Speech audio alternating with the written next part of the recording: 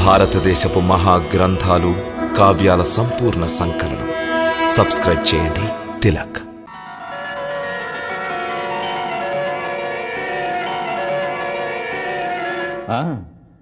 పురోహితుని పిలిపించి త్వరలో ముహూర్తం నిర్ణయించమను.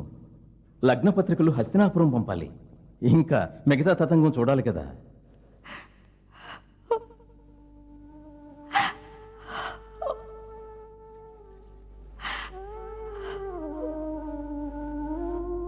ధైర్యాన్ని కోల్పోకూడదు సుభద్ర, ధైర్యాన్ని కోల్పోకూడదు. వదినా, ఎలా ధైర్యంగా ఉండమంటారో చెప్పండి. విధి మమ్మ పరిహసిస్తుంటే. చూడు, రాకుమారి ఇలా విచలితురాలు కాకూడదు. మాకంతా అయోమయంగా ఉంది వదినా. సుభద్ర, వదినా, నీవు రోధించకూడదు సుభద్ర, రోధించకూడదు. మాకేం చేయాలో బోధపడటం లేదు వదినా. తమరే చెప్పండి. నీ మనసులోని వేదనను అర్థం చేసుకోగలను. ప్రేమ వేదన అలాగే ఉంటుంది. ధైర్యంగా ఉండాలి. మనసు అస్తవ్యస్తంగా ఉంది.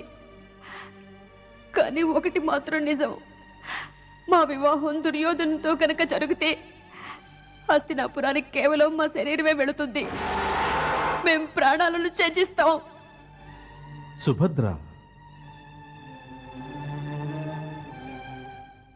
ఆత్మహత్య మహాపాపం. అగ్రజ, అరే, ఇదేమిటి విలపిస్తున్నావా? నువ్వింకా దృఢ సంకల్పం కలదాను అనుకున్నాను. ఇలా అధైర్యపడతావనుకోలేదు. ఆమె మాత్రం ఏం చేస్తుంది? తమరే అగ్రజులకు నచ్చచెప్పి సుభద్ర దుర్యోధనుల వివాహం జరగకుండా వెంటనే నిరోధించండి. మరి అగ్రజులు దుర్యోధనునికి మాటిచ్చారే? మాట సుభద్ర కూడా అర్జునునికి ఇచ్చింది. అయినప్పుడు మాట ఇచ్చిన వారు తమ మాటను నిలబెట్టుకోవాలి. అంటే దాని అర్థం? నువ్వు నన్నర్థం అడుగుతున్నావా? మరచావా దేవి? ఆనాడు నీ అగ్రజుడు రుక్మి శిశుపాలునికి నిన్నిచ్చి వివాహం చేస్తానని వాగ్దానం చేశాడు. అప్పుడు నువ్వు నీ అగ్రజుని మాటను అనుసరించావా, లేక నీ ఆత్మను అనుసరించావా?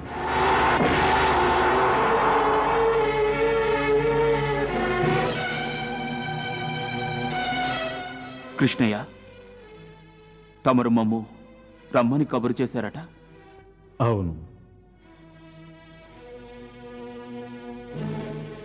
ఎందుకు?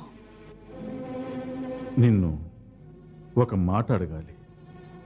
మరి ఈ పరిస్థితిలో ఏం చేయాలనుకుంటున్నావు? మేమేం చేయగలం? వెళ్ళడానికి ముందు శుభాకాంక్షలు తెలియజేయగలం. ఈ వివాహం అందరికీ ఇష్టమేగా. చూశారా, ఈతడొక పరమ వీర క్షత్రియ యోధుడు. ఇప్పుడు రణరంగంలో విజృంభించవలసిన సమయంలో పిరికివాని వలె వెన్నిచ్చి పారిపోజూస్తున్నాడు. మరి ఇది రణభూమి కాదు కదా? అసలు రణభూమి అంటే ఏమిటి పార్థ?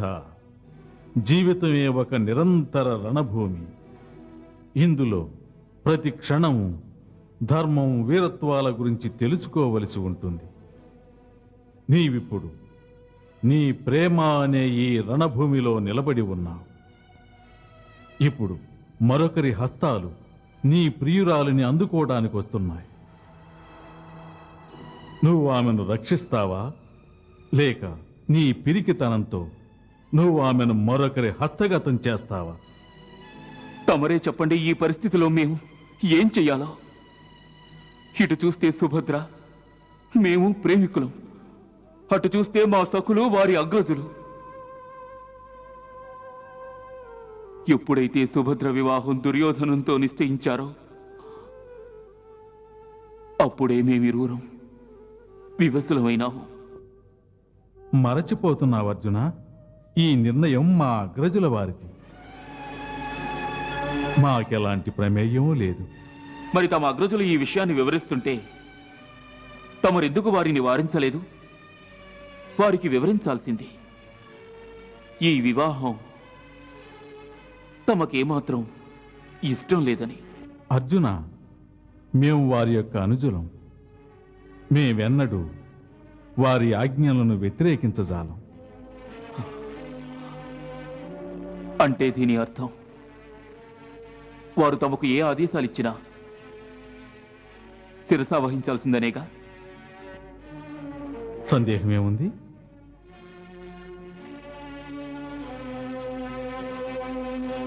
అయితే తమరు మమ్ము వెళ్ళనివ్వకుండా ఎందుకు వారించారు?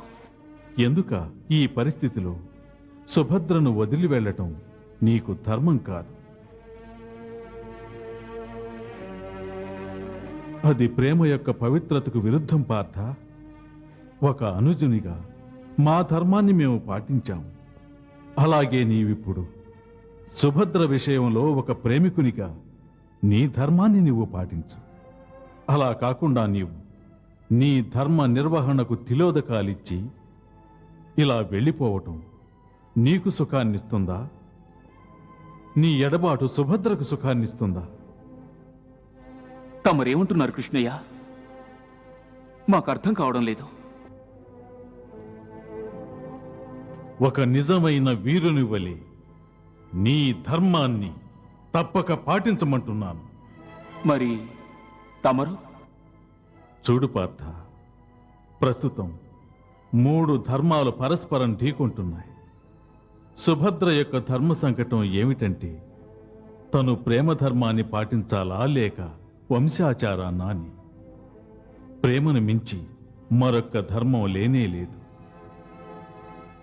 ఎవరైనా ప్రేమికులకిచ్చిన వాగ్దానాలు నిలబెట్టుకోవాలి. ఇక నీ ధర్మ సంకటం ఏమిటంటే ఎవరికైతే జీవితాంతం తోడుగా ఉంటానని నువ్వు వాగ్దానం చేశావో దాన్ని నిలబెట్టుకోవాలా లేక నీ మిత్రుడే నీకు శత్రువు అవుతాడని ప్రేమికురాలికిచ్చిన వాగ్దానాన్ని మరిచిపోవాలా అని. పార్థ, ఇప్పుడు నీ యొక్క ధర్మం ఒకటే.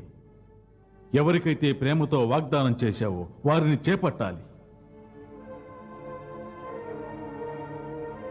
ఒకవేళ అవసరమైతే మాతో తలపట్టానికి కూడా వెనుకాడకూడదు. తమరు మాతో యుద్ధం చేస్తారా? మా అగ్రజులు ఆజ్ఞాపిస్తే తప్పదుగా. అది మా ధర్మం. ధర్మాల సంగతి అలా ఉంచండి. ఇప్పుడు ఈ పరిస్థితిని ఎలా ఎదుర్కోవాలి?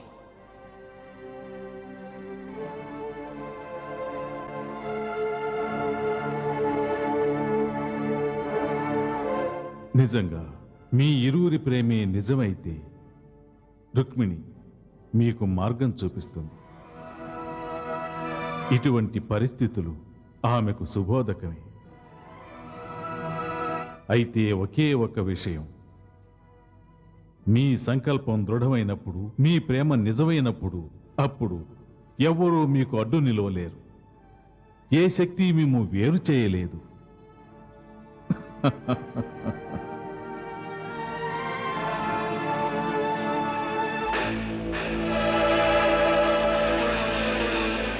సుభద్ర గౌరీ మందిరంలో పూజకి ఏ దినం వెళ్తుంది?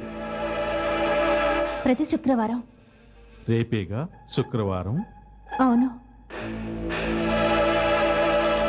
సరే.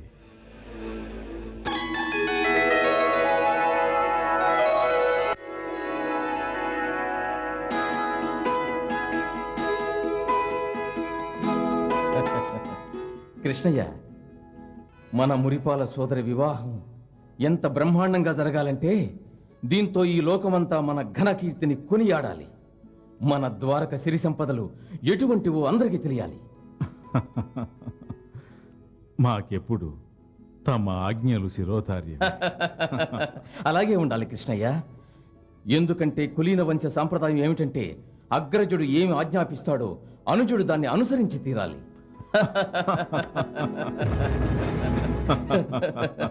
ప్రణామం అగ్రజ. రామ్మ సుభద్ర, రా. సుఖీ భవ. తమరు మాకు కబురు చేశారట. ఆ, ఇప్పుడు నీ వివాహానికి అన్ని ఏర్పాట్లు జరుగుతున్నాయి కదమ్మా. అందుకే నిన్ను పిలిపించాం. సుభద్ర, ఈ వజ్రాలు, రత్నాలు, మణిమాణిక్యాభరణాలన్నీ నీకు నచ్చాయా అమ్మా? ఆ?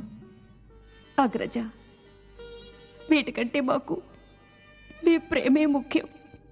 సుభద్ర, మాకిప్పుడు ఒక ఆలోచన అధికమైంది. ఇకపై నీవు ద్వారకను వదిలి హస్తినాపురం వెళ్తావు. అప్పుడు నీ ఎడబాటు మమ్ము వేధిస్తుంటుంది. నీలాగా అనురాగపూరితమైన పిలుపుతో మమ్ము ఎవరు పిలుస్తారు? అగ్రజ, తమరెందుకు ఇలా మాట్లాడుతున్నారు? నిజం సుభద్ర, మేము ప్రతి క్షణం ప్రతి నిమిషం నిన్ను గుర్తు చేసుకుంటుంటాం.